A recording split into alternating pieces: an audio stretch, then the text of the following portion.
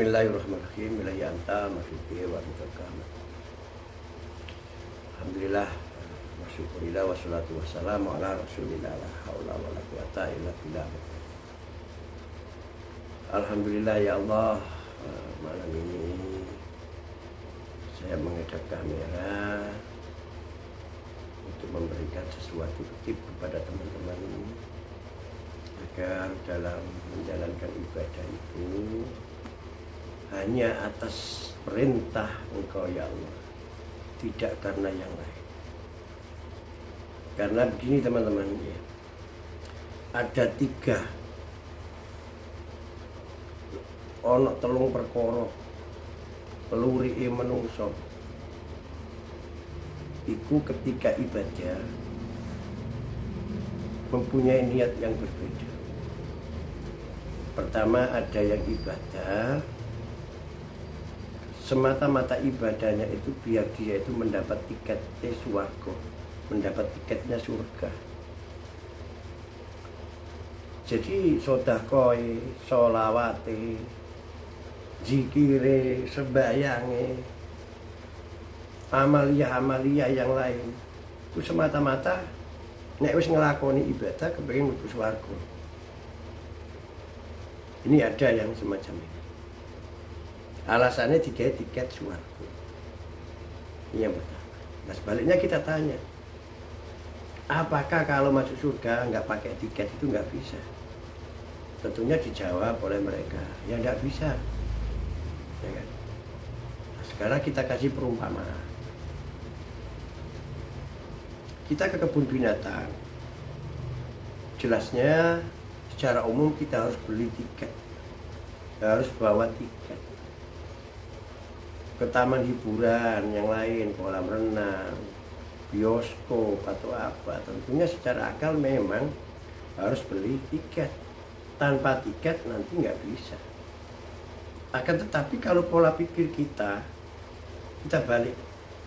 Bagaimana kalau kita itu kenal baik dengan yang punya hiburan itu, kenal baik sama yang punya kebun binatang, kenal baik sama yang punya wisata kolam renang, kenal baik sama yang punya gedung bioskop. Tentunya kan kita nggak perlu, atau tanpa tiket kita bisa masuk. Benar nggak ini teman-teman? Nah ini yang kedua, orang ibadah itu ada yang mempunyai tujuan. Kalau dia rajin beribadah, rajin wiridan, dia akan dekat dengan Allah, wusul kepada Allah. Sehingga kalau sudah dekat dan wusul kepada Allah, dia punya harapan, doanya gampang terkabulkan. Untuk apa? Untuk bisa menolong orang. Jadi sebelum ibadah dia sudah punya niat. Aku tak wiridan sekian ratus juta ribu, sekian ribu, sekian ratus ribu, 1 juta. Biar hatiku bersih. Kalau bersih itu dekat dengan Allah. Kalau dekat dengan Allah, minta apa-apa akan dituruti. Nanti kalau ada tetangga yang butuh bantuan, kita doakan. Dagangannya gak payu, didongakne. Anaknya gak payu rabi, didongakne. Dengan harapan-harapan itu.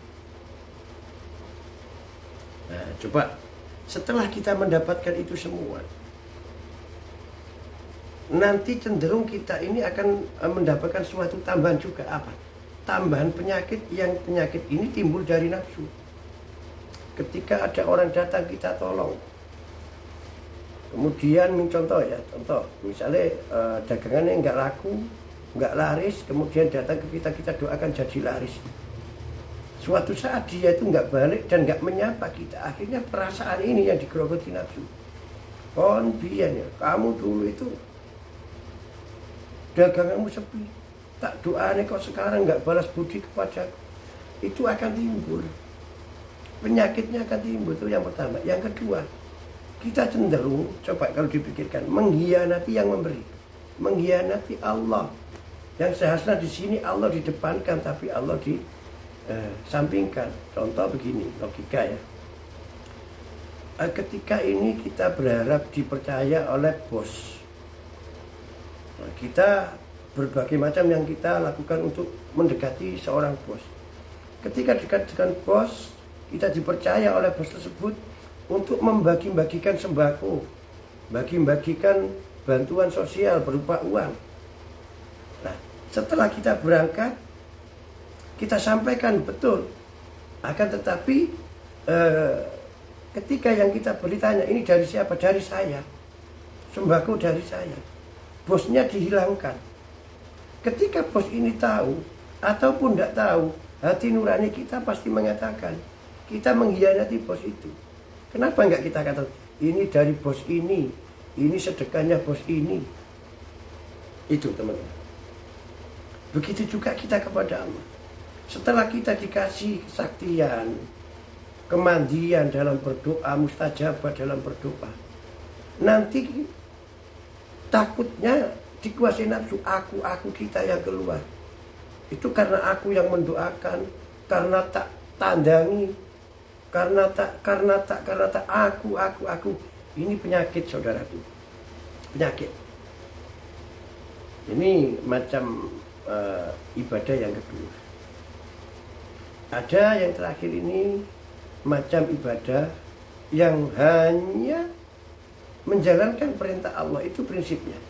Mau masuk surga, mau dikasih kemandian dalam berdoa, mau dimasukkan neraka, mau permohonannya itu enggak mustajabah, itu sudah enggak ngerakan. Apakah yang nomor 1, nomor 2 ini enggak bagus? Bagus, tapi kurang bagus.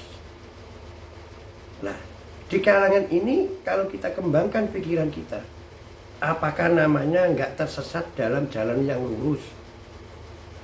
Sehingga orang lain akan negur kita, akan mengingatkan kita. Enggak, dilihatnya kita sudah rajin ibadah, dilihatnya kita sudah khusyuk dan istiqomah dalam mengamalkan suatu amalan, wirid dan lain sebagainya. Nah, lalu yang bagaimana yang harus kita lakukan? Yang nomor 3, kita semata-mata hanya karena Allah, bukan karena apa-apa, lillahi ta'ala, dikarenakan kita bisa ibadah digerakkan oleh Allah, kita bisa bicara dibicarakan oleh Allah, dan segala sesuatunya lillah billah, karena Allah yang menghendaki, dan tidak ada satupun yang kita harapkan. Ini jadi teman-teman sekalian, ayo pola pikir yang semacam itu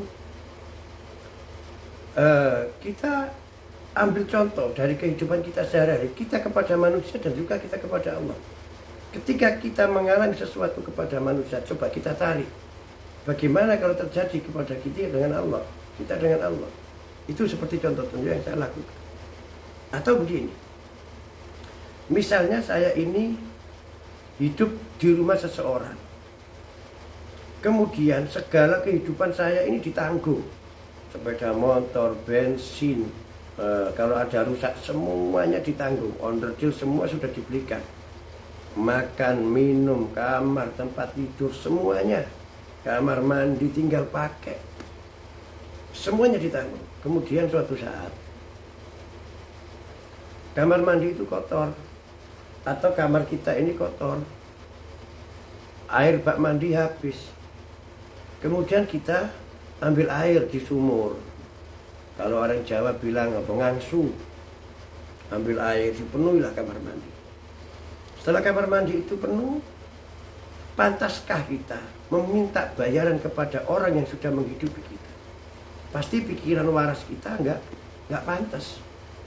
Itulah yang terjadi kepada kita, atas kita kepada Allah.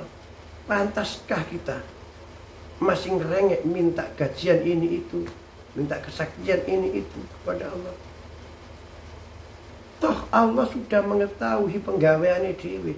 Allah sudah paham atas kebutuhan kita. Tuan rumah tersebut tahu apa yang kita harapkan. Itu teman-teman ya. Semoga kajian singkat ini ada guna dan manfaatnya buat teman-teman semua. Jangan sampai kita gandoli perbuatan baik kita. Biarkan amal-amal ini melesat sendiri kepada Allah. Jangan digandoli, jangan dikasih tendensi apapun. Ya, semoga apa yang saya sampaikan ada guna dan manfaatnya. Wassalamualaikum warahmatullahi wabarakatuh.